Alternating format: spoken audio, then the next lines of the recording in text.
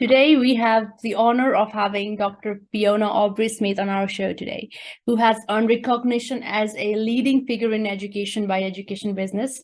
As the director of One Life Learning, she offers expert guidance to educational institutions, training providers, and technology companies.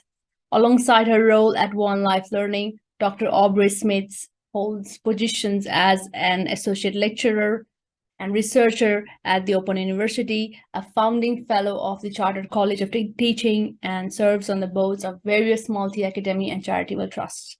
She is also widely respected for her contributions to literature, expert panels, and research on education, teaching methodologies, and integration of technology in education. Our session title for today is Bringing Precision to Our Thinking when Talking about EdTech. Dr. Fiona, the stage is yours. Thank you so much, Anusha, and to Education Influence for having me with you today. The work that you do in bringing educators and learners together worldwide really is inspirational. So a very heartfelt thank you to you for everything that you do for educators and therefore for children all around the world. I'm just going to see if I can share my screen so I can share some slides with you all this morning. Hopefully you can see that now.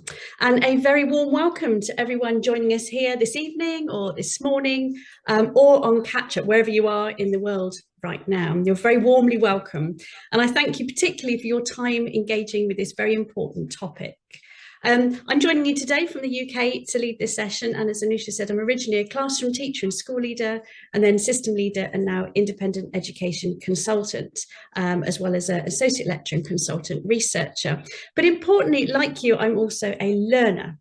I love to learn new things. So I'm hoping that as I talk today, you'll use the chat panel to share your reactions, your reflections, your questions, your experiences with me and other colleagues who are part of this session so that we can all learn from and with each other. Now, I'm going to use the next 45 minutes to take you on something of a journey. And by the end of that journey, I hope that you will have identified opportunities for further precision in the way that you think about digital technology. Now, I'm not going to tell you what to think, but I do want you to challenge your own thinking and refine it that bit further. Now, just to mention, in planning the content of this session, I have made some assumptions about why you are here. And my assumptions are that you have an interest in using digital technology and you're from a context where this is possible to a greater or lesser extent. In other words, you've access to some devices, electricity, connectivity, and the ability to use them in your teaching and learning practices. Now, I work with colleagues ranging from those who have 5G connected smartphones but no school building, through to those whose classrooms look like a Microsoft showroom. But the messages that I'll be sharing with you today will be equally applicable to that full range of contexts. And this session is about using what we already have in a more precise way for the purposes of learning. But just to set expectations, this session is not about related IT issues such as infrastructure, data and security, management information, networks, all those sorts of things. There are people with far better expertise and knowledge who are more positioned to talk about those important aspects. I'm here to talk specifically about learning.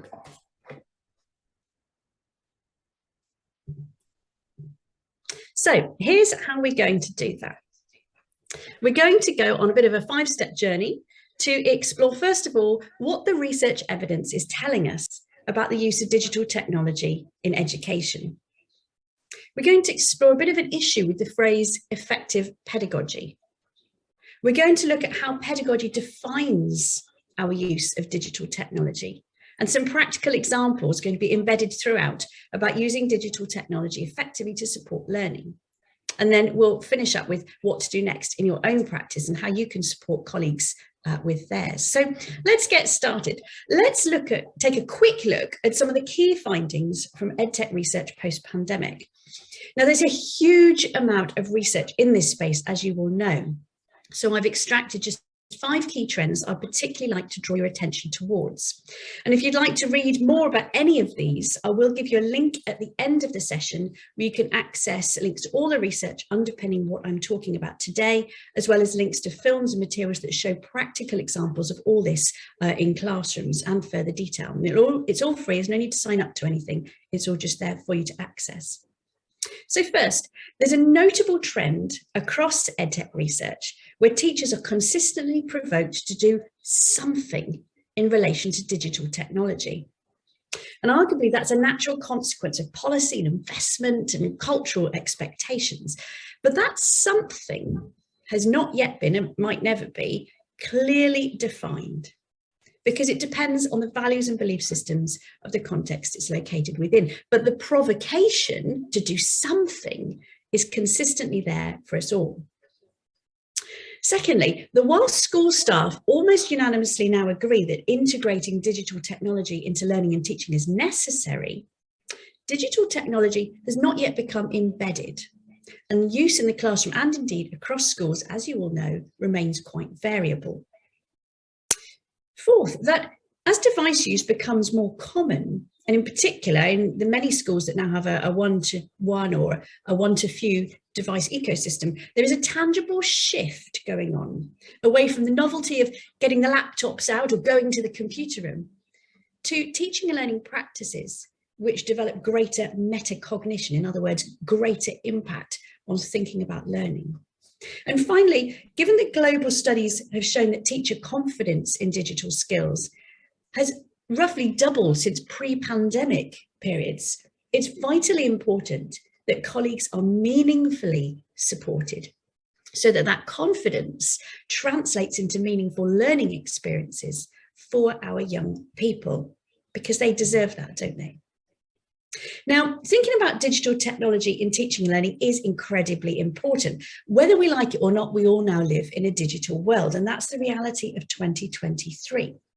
And in particular, over the last few years, where we've had the coronavirus pandemic going on, we've seen it highlighted that during periods of remote schooling, for many, technology was a vital tool in providing some form of continuity in education. It wasn't necessarily live lessons or live teaching, but as a tool, it provided a sense of continuity. But digital technology is more than just a useful tool for overcoming operational challenges, right? Digital technology is also a powerful mechanism for enabling different forms of inclusion, of effective communication, of real-world problem solving, wide-ranging collaboration, diverse thinking, creativity, resilience, growth mindset, all the things we want for our young people growing up in 2023 and beyond. And that's reflected in this global financial commitment to investing in the use of digital technology in education. We see it worldwide. And just to look at some of the figures, in 2022, that spend amounted to just over 5% of global education expenditure, a whopping $6.5 trillion US. Now, when you compare that to other costs, such as staffing and energy bills, it's quite a striking statistic. But that worldwide investment hasn't just been a response to the needs of the pandemic. Economists and analysts worldwide forecast this as part of a wider trend reflective of an ongoing priority, with digital technology at the heart of future investment and thinking about education. And leaders at every level are making budget decisions that recognise that our learners today deserve a better education, and an education that grabs hold of the opportunities that digital technology can provide for learners and for learning.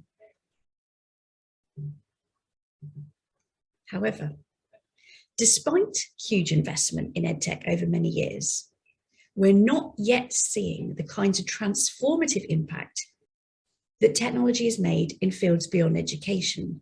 So the retail sector, travel, finance, publishing, social communication. In education, as Kazanathan describes it, there's a repetitive cycle of technology in education that goes through hype, investment, poor integration, and then lack of educational outcomes. And that cycle keeps spinning only because each new technology reinitiates that cycle all over again.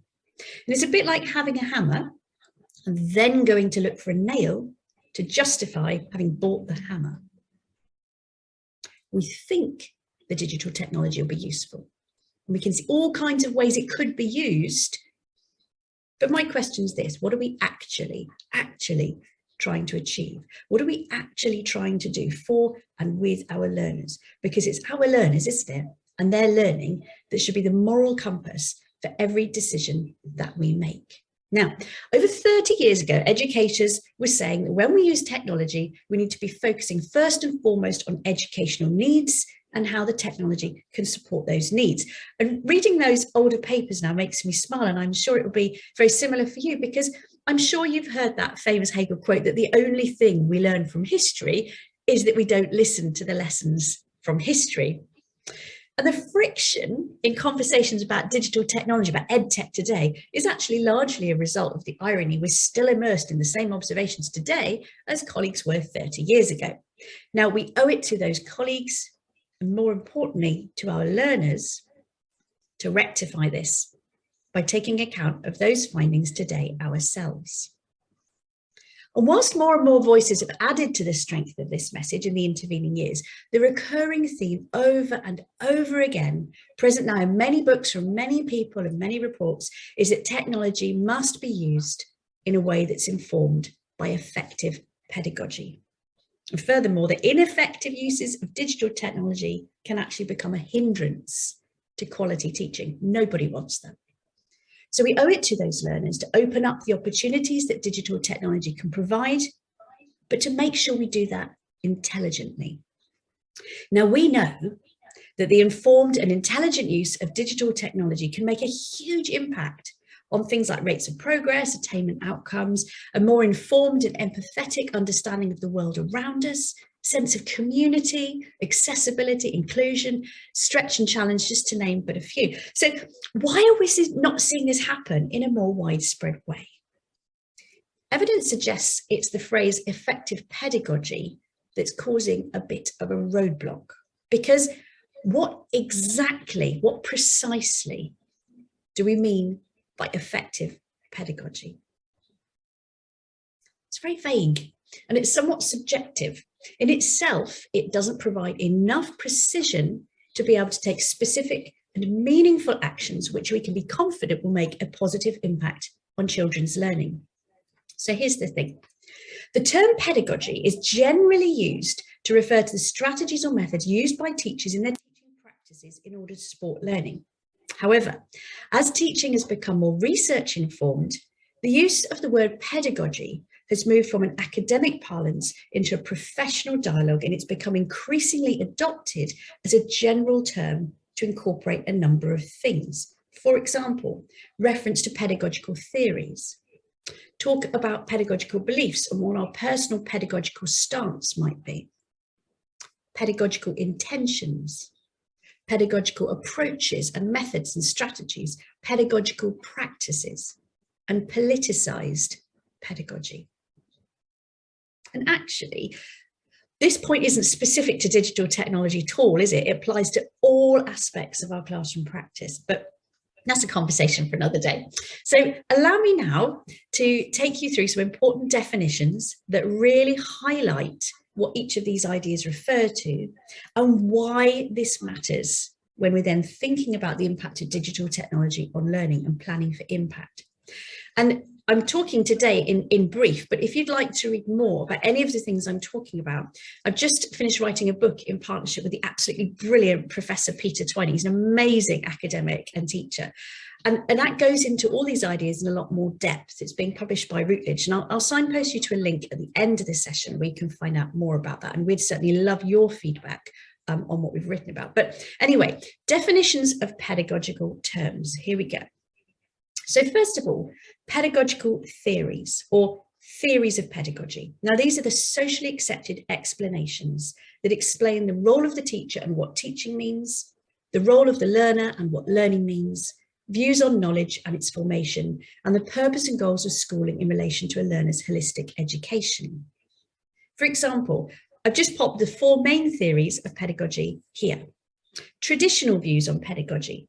which are connected to ideas around behaviorism and information processing. So thinking of learning as the acquisition and the retrieval of information, where learners are seen as motivated by things like pace and competition, scoreboards, and so on.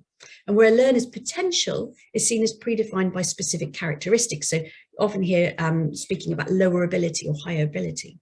And for traditional views, digital technologies often used focus on accessing, acquiring, retrieval, and the assessment of knowledge. Individual constructivist views on pedagogy, so linking to theories like Piaget, think of learning as the individual construction of a mental model about something, where the teacher plays an important role in identifying misconceptions and correcting them. And learners in this mindset are seen as intrinsically motivated, with their potential determined by their age or their stage in learning. And for individual constructivist views, digital technologies used often focus on stepwise tasks, so assigning by stage, individual work, teacher visibility, corrections. A social constructivist view on pedagogy is often associated with theorists such as Vygotsky and his ideas around the zone of proximal development. So thinking about learning as a co-constructive process, which is entirely dependent on the dialogue between a learner and a more knowledgeable other, which may be a teacher or a peer or other. And for social constructivist views, digital technologies used often focus on co-creation, access to more knowledgeable others, but that emphasis is on dialogue, exchange. And finally, socio-cultural views on pedagogy, which are often associated with Lev and Wenger and their ideas around communities of practice.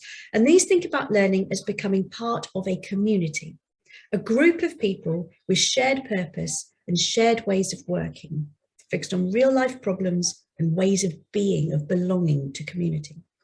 And for socio-cultural views, technologies used often focus on connecting learners with communities of practice, allowing that meaningful bidirectional interaction. Now, those are just theories. Arguably, each of us will align with one of those theories. And that's what we refer to then as our pedagogical beliefs or our individual pedagogical stance. So the theory is the way of thinking, our belief is our personal way of aligning with it. And when we start to think about how to turn those beliefs and ideas into practice, we create or identify pedagogical intentions. And these refer to what we want to achieve in our decision-making about how learning is supported. And intentions are always forward-facing. They're the link between belief and action. And in converting those intentions into action, we adopt pedagogical approaches, sometimes called pedagogical methods. In other words, the replicable methods that we use to convert a belief into practice. And this is what we're often actually referring to in school when we talk about pedagogy. They're things that you can train somebody to repeat, you can replicate, you can measure them, you can evaluate them, you can see tangible evidence of these pedagogical approaches. So this becomes often the focal point of pedagogy, particularly in environments focused on accountability. But as you can see, this is only one part of a broader tapestry of conversation around pedagogy, and they're underpinned by pedagogical beliefs. And finally, pedagogical practices. In other words, the everyday specific actions such as asking an open question, giving specific verbal feedback, modeling a task, etc. So the question for us becomes this: if research tells us that the digital technology must be underpinned by effective pedagogy, and the term pedagogy is an umbrella term used to mean many different things, beliefs, intentions, approaches, practices, etc., then what exactly do we need to focus on in order to make digital technology effective for our learners? Because it's our learners that we need to keep focused on, the students in front of us here today. Do we need to be thinking more about our beliefs or our intentions or our approaches or our methods or practices? Well, it probably depends what we mean by effective. Now, as you'll have seen from those pedagogical definitions, the idea of what effective pedagogy is can be rather problematic because the term effective is dependent on the belief system from which it emerges. Effective doesn't necessarily mean something's good or that something's bad, does it? It just means it's working as intended. And the pedagogical intentions of one person on this call may well be different to the pedagogical intentions of another person on this call. It doesn't make one right or the other wrong. But what it does do is affect our learners when we're thinking about consistent messaging. Different pedagogical intentions create different kinds of embedded messages about what is important within learning. We don't necessarily convey those in the words that we say, but more through the actions that we take, the decisions that we make, the nature of the things that we provide or things we do or don't allow learners to engage with. Let's look at some really practical examples to illustrate this. So a very common activity that takes place in classrooms, which uses digital technology, looks something like this. In the classroom, we have one class, one teacher, many learners. There'll be an intention to use group work to support learning. There'll be an intention to use digital technology to support that process.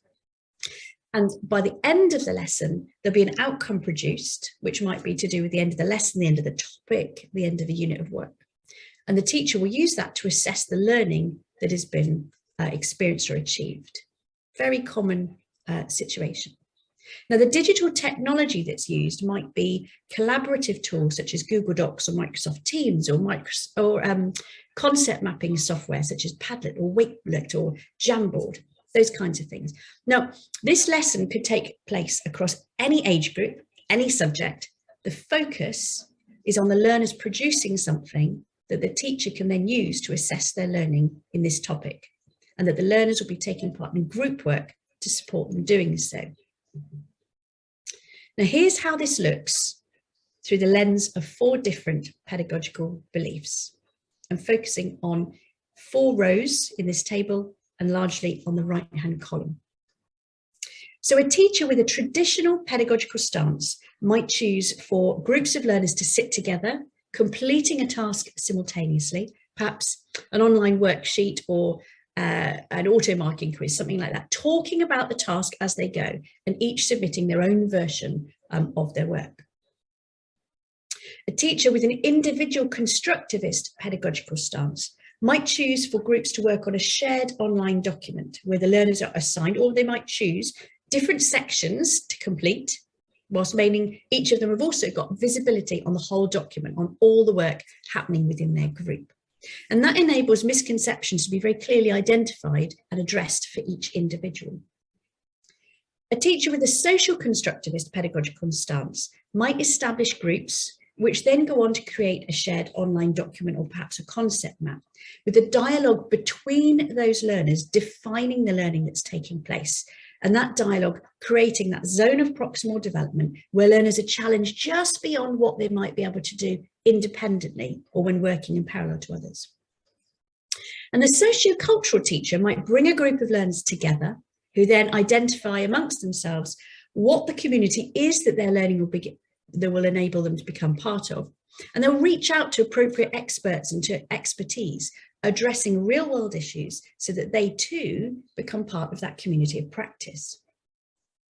Now, within each of these activities, we see all kinds of digital technologies at play.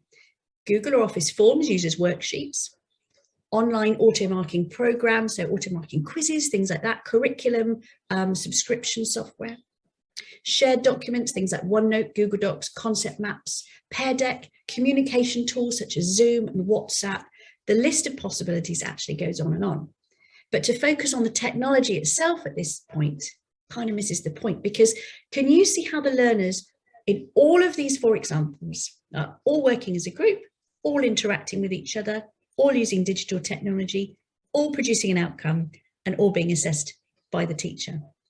But the way they go about doing it is very different depending on the pedagogical beliefs of the teacher who has set this up or enabled it to happen. So when we talk about the value of using digital technology to support group work, what is it that we are actually valuing? In this example, the traditional teacher values the auto-marking online worksheet. The individual constructivist teacher values the visibility that learners have on each other's work and the opportunity to spot and correct misconceptions. The social constructivist teacher values the power of dialogue to surface key themes and ideas and the role of peers in doing that. And the sociocultural teacher values the way that learners can directly and meaningfully connect with expertise that initiates them into particular communities of practice. What might you value if you were teaching this lesson? And how might that affect your choice of digital technology? And what implicit messages would that convey to your learners about what's important within learning and what being a learner really means? Now, you'd probably find that if you asked colleagues across your school or organisation this question, you'd probably get quite a wide range of replies, and that's okay. For example, in some research published by the Technology, Pedagogy and Education Association, we found that around a quarter of teachers believed that they aligned with those traditional views on pedagogy. Around half with some form of constructivism, might be individual constructivism or social constructivism, and around a quarter aligned with sociocultural views. And that will vary hugely depending on the makeup of the school, the staff body, the location, the context, etc. But the point is, you might have different views to your colleagues. We might all have different views on this call, and that is okay. Let me just give you another very common example on much, much smaller scale. So lots of classrooms encourage learners to talk to each other as part of retrieving prior knowledge, or about generating new ideas in lessons. And we do this with our classes in order to understand where to go next in our teaching and how best to support their learning. So typical strategies for the dialogue part of this include things like think, pair, share, or talk partners, or learning buddies. I'm sure you'll have many more examples than me to add to that list. And we then see digital technology brought in to extend this kind of learning. So typical examples include things like Jamboard, Padlet, Wakelet, Poster Online, etc. Now, the sequencing of this is what I want to draw your attention to, because it makes a massive difference to the learning that happens and the impact it has on learners and how they conceive the process of learning. Really common example. So let's say we've got a lesson about the water cycle, and the teacher wants to use some kind of digital post-it note and peer discussion to support formative assessment. I'm just going to share two examples this time. Pedagogical approach 1. Learners are asked to add digital post-it notes to a shared screen, recalling what they already know about the water cycle, something like Jamboard. They're then asked to share what they've added with a partner or a small group. And they then might be asked to share one or more of their digital post-it notes with the whole class, at which point the teacher sensitively identifies misconceptions and corrects them for everyone's benefit. Now, in this example, learners are being asked to commit their contribution to that digital post-it note before they've had the opportunity to talk about their understanding with anyone else.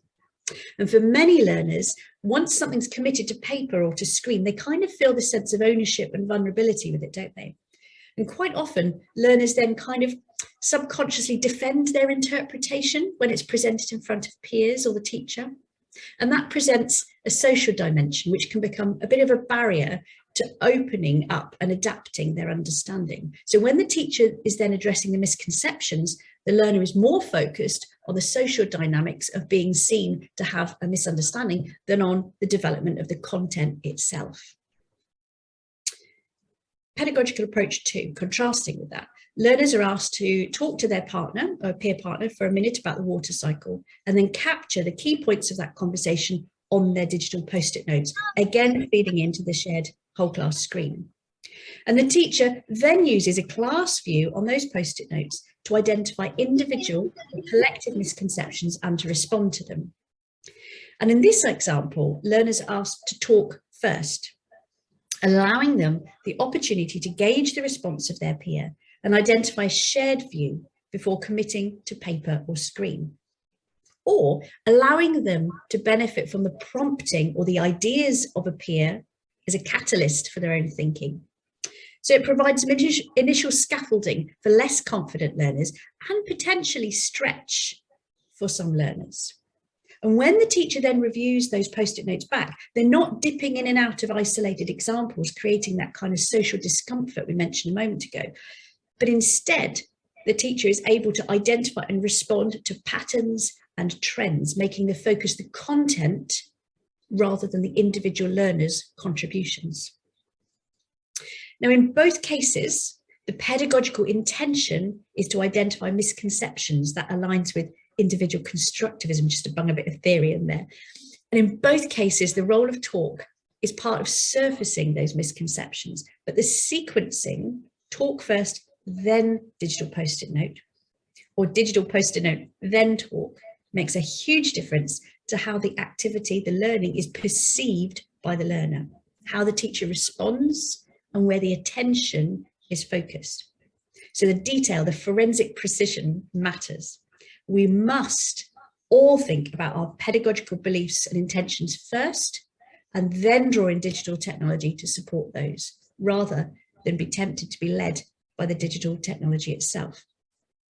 My point is, we just need to get a bit more forensic. We need to be more precise. We need to be clearer about our pedagogical intentions and beliefs. What exactly do we want our learners to be doing and experiencing, and why? Then we can draw in the appropriate digital technology. It's kind of simple, really, isn't it? It's much like the images here.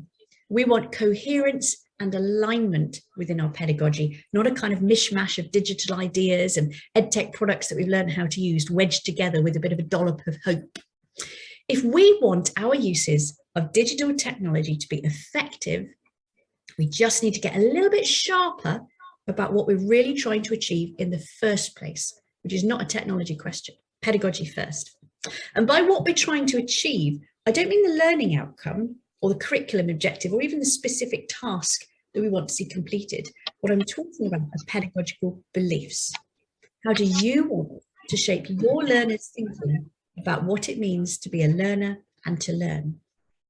How do you want your learners to perceive you as their teacher, their educator? What role do you want to play in the lives of your learners? And what role do you see that you have in the development of your learners' knowledge? Every decision made in a school, every decision is ultimately a pedagogical decision, because it either opens up or closes off opportunities that allow choice to be made by teachers and learners in the classroom.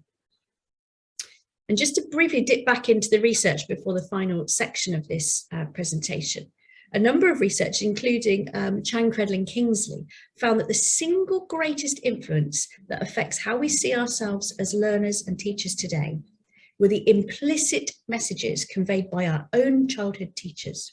We either replicate what we believe were great things, or we react to what we believe were not great things from our childhood teachers. That's shaping our identity, and we are shaping the identity of the next generation. So if you'd like to be using digital technology in your classroom and you want that to be effective from a technology point of view, the issues are not about the digital technology itself, and I suspect you know this, but about your perception of what the technology can offer. And I just want to briefly unpack that a little bit.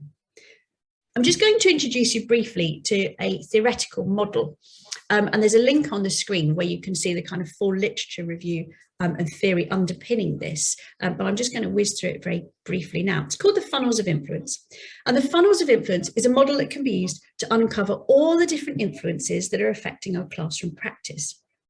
To understand the model, imagine a series of funnels with influences combining together, constantly pouring downwards. So on the top right, shown here in green, we have influences from our context, the world, our school, resources available to us, and the people that are within our classroom.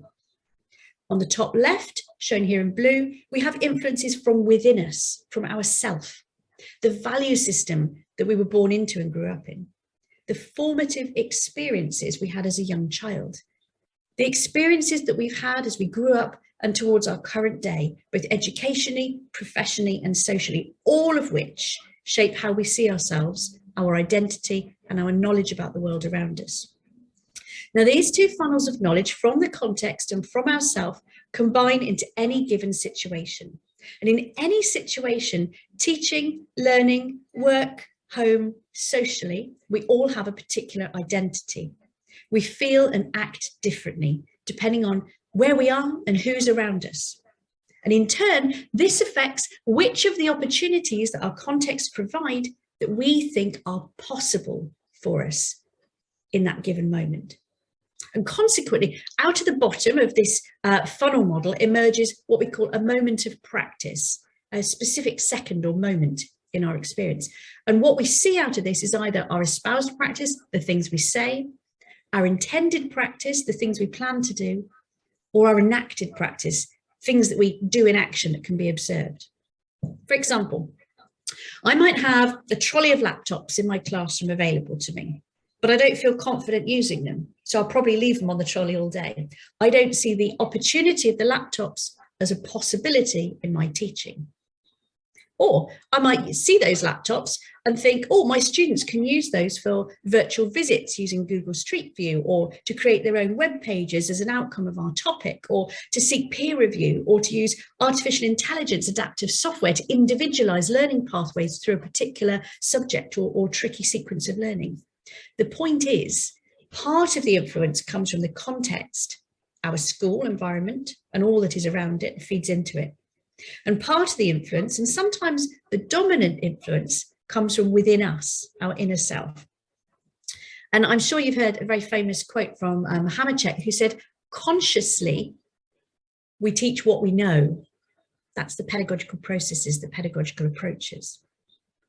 Unconsciously, we teach who we are, our pedagogical beliefs. Now, at the beginning of this session, I said that we're going to be exploring how we can bring precision to the way that we think about digital technology.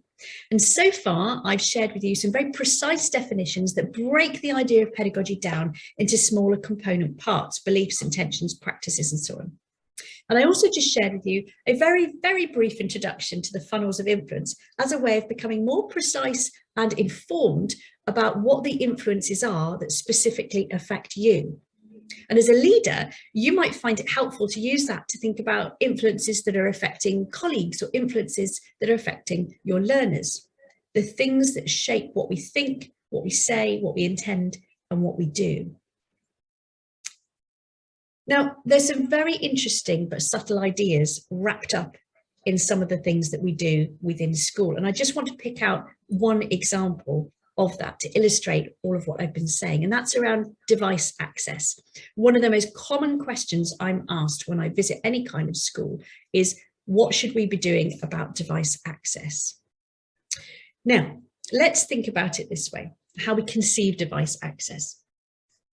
One view might conceive device provision, laptops, tablets, smartphones, whatever, as enabling a more hands-on approach to effective training in how to do certain things. And we might use them to then use software or functions. And that will lead to a more effective acquisition of knowledge, a more effective practice of procedures. And that view would demand timetabling of devices or one-to-one device access. That's one view. Another view might be to conceive device access as about being able to transfer knowledge between classes, between subjects, between departments, across points of transition, with a kind of consistency creating engagement with the process of learning, and engagement creating active learning. And that view requires access, but only as and when it's relevant to the learning experience. So a handful of devices available in each class on demand might well be enough.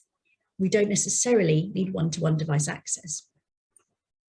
And another view might conceive of device access as about creating a kind of fluidity around the learner and their journeying between communities, locations, people, practices, things like that, rather than that learning being specifically defined around the organisation of the school.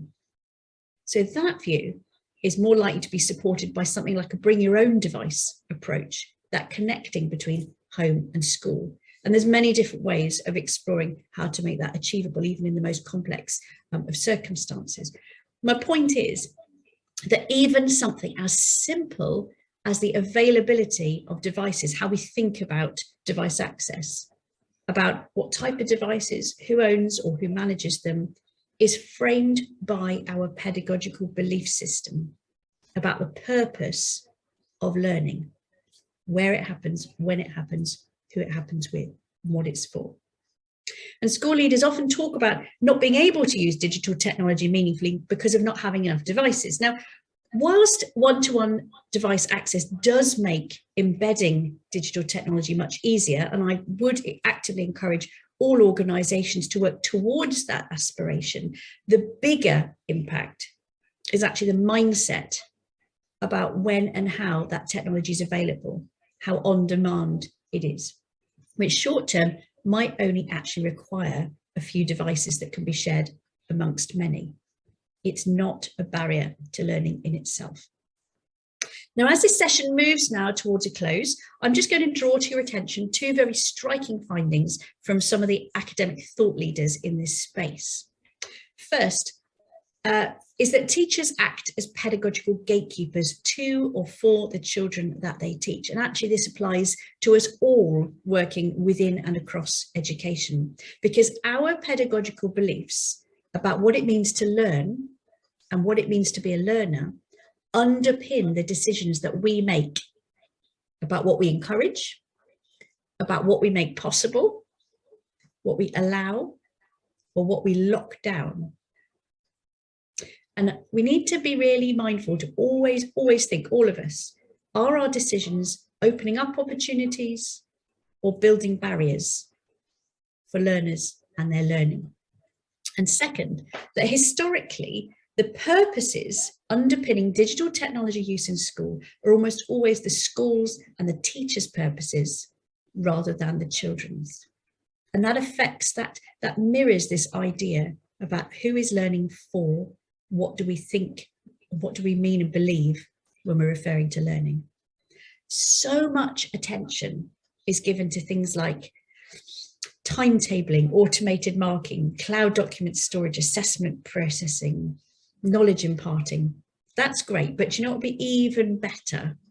If we can repurpose some of that time and spend it just talking and thinking about what it really means to be a learner and to learn, and how in our classrooms and our schools, digital technology can bring future practice closer to the aspirations that we already have for our learners.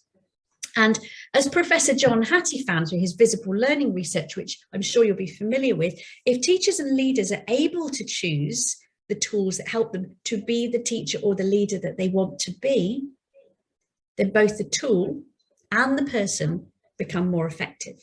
And that leads us all towards greater collective efficacy, which we know trebles the impact on student achievement. So it's worth understanding for each of us what makes us effective, what are our pedagogical beliefs, and what tools and strategies will help us become the very best teacher that we can be. So finally, I talk a lot about PedTech, pedagogically led technology use. It's not something new, it's not intended as a buzzword or something different. It's just intended as a gentle reminder to us all that when we think and talk about digital technology, we've often historically had broad conversations around systems and processes and pedagogical approaches and digital strategies. But ultimately, as I said earlier, every decision in school is ultimately a pedagogical decision, because every decision either opens up or closes down the choices available to teachers and learners in the classroom. And as we start 2023, we owe it to our learners to learn those lessons from history and to focus on pedagogy first and foremost. What are we actually trying to achieve and why for and with our learners? And only then should we think about which digital technology or indeed any resource or tool that we might use to help us achieve those things. And just for clarity, I don't mean school vision or a digital strategy. They're shared ideas, shared purposes, shared goals. They're important. But what I want for us all to spend more time thinking about, our purpose, your purpose, you, because you matter. What you believe about teaching and learning and about knowledge and schooling is what defines the experiences of the people in front of you. Young learners, colleagues, professional learners. Your beliefs matter to you, but your beliefs also matter, arguably even more, to your learners, because your beliefs are the things that are shaping your choices and the decisions you make about their learning. And that sets up that trajectory for their thinking and their lives. It's that important. So just to close off, you can get all the details of the research I've referred to and links to films of practical classroom examples, all for free on a page I've created at pedtech.org. It's not an organisation. There's nothing to sign up to. I'm not trying to sell you anything. In fact, it's more the opposite. I want educators to stop buying more stuff and start getting better use out of what we've already got by thinking more critically about it. And I really hope that you will join me and thousands of other educators all around the world on this journey towards more pedagogically led uses of digital technology, because that's what will make the technology of today benefit those who matter the most, the learners in our classrooms all around the world. Thank you very much for your time and for your attention. And I will now pass you back to Anisha. Thank you, Dr. Fiona. Thank you for your informative presentation on the latest research and global trends in Edtech. And through this session, we have gained a fresh perspective on the use of technology in education, and have been provided with valuable insights on how to identify the best technology for different pedagogical approaches, subjects, teachers, and classes. Overall, it has been an enlightening experience, and we are very grateful for the opportunity to gain a deeper understanding of the impact of technology. Now, I would like to forward you the question we have from one of our participants. Slim Aurimi writes, how could teachers save learners from the dangers of technology in education, particularly from artificial intelligence that could kill learners' creativity, motivation, and critical thinking? What a fantastic question. And thank you so much for asking that. And it's a really interesting one, isn't it? Because we hear about all the wonders that artificial intelligence offers. And sometimes we take that at face value in terms of how our learners will absorb that information. I think two things. I think, first of all, we need to credit our young people with being more aware of technology sometimes than we are, and more critical about what they're seeing and experiencing. And I'll give you a little example about this. So I was working with a group of students a couple of weeks ago talking about the ChatGPT, and they said, I've stopped using Google search because now I just ask the question in ChatGPT and it tells me what I need to know. And the way that the teacher responded to those students was absolutely fantastic, because they said, well, when you're looking at your searching, what you're doing is you're asking a question and you're being provided with a number of different sources of potential answers. You're not being given the answer. And you can then have conversations about the reliability and the credibility and the validity of the answers that are being brought through. It shifts the focus onto talking about the findings rather than just accepting the findings. And the challenge, of course, is asking questions of something AI driven, is that it produces an answer, one answer. And I think one of the really interesting things to do is to challenge the AI back, to ask a question, see what it comes back and say, okay, you give me the answer. Now tell me another answer. Now give me another version and see what keeps coming back. Turn it into a dialogue, challenge what we hear and receive, rather than just allow it to turn us into passive recipients. It's the mindset, isn't it, behind it? Thank you. Thank you, Dr. Fiona. I do have another question for you. So in the 21st century, competent teacher or learner should have access to a compatible electronic device, like you mentioned, a reliable internet connection and a necessary technical and digital skills for an e-learning environment. So this includes, proficiency in electronic learning platforms such as Moodle or Blackboard or Canvas, as well as knowledge of pedagogy and content. So how is this possible in the context of digital divide, in which many of the learners and teachers are outside the access to these resources and skills? It's a very, very real challenge. And I think it goes back to that mindset part again, where we think about being able to use the benefits of digital technology is not about everybody having a device all the time. It's not about everybody necessarily even having the digital skills, but it's connecting with people who can and have. And I think some of the most valuable conversations come when groups of learners are working together, and there might be a learner there who has great skills, digital skills, and there might be learners there who are great at asking challenging questions. And what a joy to bring those two together, because they both benefit and they both gain. I'm not the right person to answer any questions about tackling the logistics of the digital divide. It is a very, very real issue, but I think the phrase digital divide is now twofold. One of the things is about the logistics, the operational aspects, the devices, the connectivity, all those kinds of things. And one of the other component part of the digital divide is about the choices that we make that either aim to close those gaps or actually magnify them. We're nevertheless living in a global world where there are learners who have access, who have the skills, who have the experiences, and who are encouraged by their educators to branch out, build, connect. And there are children or learners in the world who might have access, but whose teachers are not allowing them to bridge out beyond that. So some of it is a practical thing, and some of it is about us and what we allow or don't allow. Thank you. Thank you, Dr. Fiona. Colleague Richard Rice, thanks for the presentation. I would like you to explain more about how to effectively integrate technology in the Think, Pair, Share instructional delivery pedagogy. Thanks. Sure. And the most useful thing to do might be if I said I'm very happy to circulate the slides and some of the examples within that that kind of spell that out in a little bit more detail. And I've got some resources that illustrate that further as well. I think the key thing is about the sequencing of talk and technology, as I was referring to earlier on.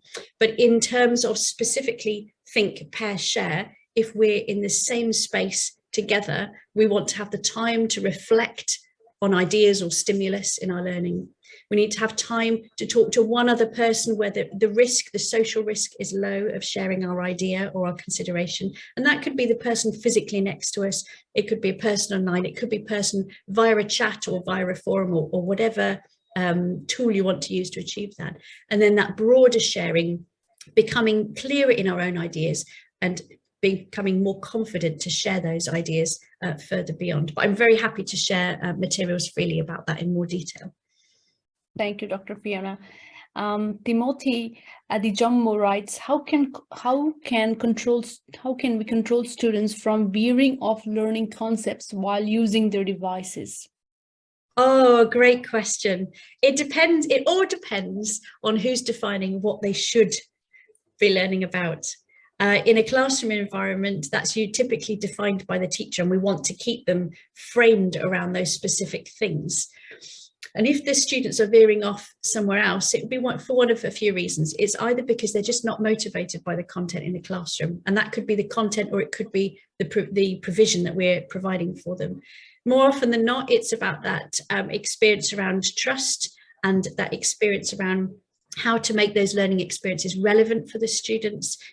Sometimes we just have to teach dry content, right? Stuff that doesn't feel that exciting. What we can do is challenge the students, flip it around and say, okay, we need to cover this. How are we going to make it more exciting? Give them the challenge of trying to unearth that. So a lot of it is just about motivation and engaging the students with what are the hooks for them, and utilizing that as a way to keep them focused on that content. But actually, fundamentally, it's about who's defining what we learn in the classroom.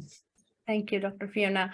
We have a question from Gavin. He writes, with the new innovations in tech in schools, do you think this will widen the educational divide between those who have and those who don't? Yeah, great question. And again, it's this comes back to this point about as educators, how much of what's available in the whole world do we want our learners to become aware of? And by whole world, that's beyond us as an individual teacher and our competencies and confidences. It's beyond the location of our school and our area that we live and work in. The learners are growing up in a global world, regardless of anything that we do or don't do. So how far do we want their experiences and awareness to bridge? Sometimes it's great just to plant the seeds. And I know that, Gavin, you've got a great metaphor around that, about planting seeds and the oak trees that follow. Sometimes it's just about planting the seeds of the ideas within our learners, and they will find ways to explore and discover and find out more if it's something that piques their interest. Thank you, Dr. Fiona. I have another question for you. So in today's competitive world, learners need, multitasking. He or she needs multitasking skills, and one specific skill is never adequate. So, he or she, they have to move forward with, interdisciplinary approach to learning. So science, technology, engineering, arts, mathematics, humanities, and so on. So how can one facilitate learners using education technology? Across all the different things that we want to learn them about. I think for me, and this is a slightly biased answer that I'm going to give you, and not everyone will agree with this, but for me, I think it's about, for each of our learners, what is it that inspires them? What is it that excites them? What's their interest? What's their aspiration? And then of all the different things that we are aware of and that they are aware of and that our school and curricula and so on are aware of, what feeds in to support their aspiration, both directly and indirectly. And I would always start first, second, third and last with what difference is it going to make to that learner? How will all of these experiences open up the eyes and horizons of that learner? How will these experiences provide the skills and the knowledge and the confidence that that learner needs to move forward on their own journey? Thank you, Dr. Fiona. Thank you, ladies and gentlemen. If you have any questions, please feel free to add your queries in the chat box. Yaelin Rice, thanks, Dr. Fiona. I'd like to have this presentation of the helpful materials if possible. Thank you for such insightful information. Today's session is being recorded and will be showcased on our platform, and we will be emailing everyone with the recording and the resources from Dr. Fiona. If you have any more questions, please, you're welcome to unmute yourself or even write your queries in the chat box.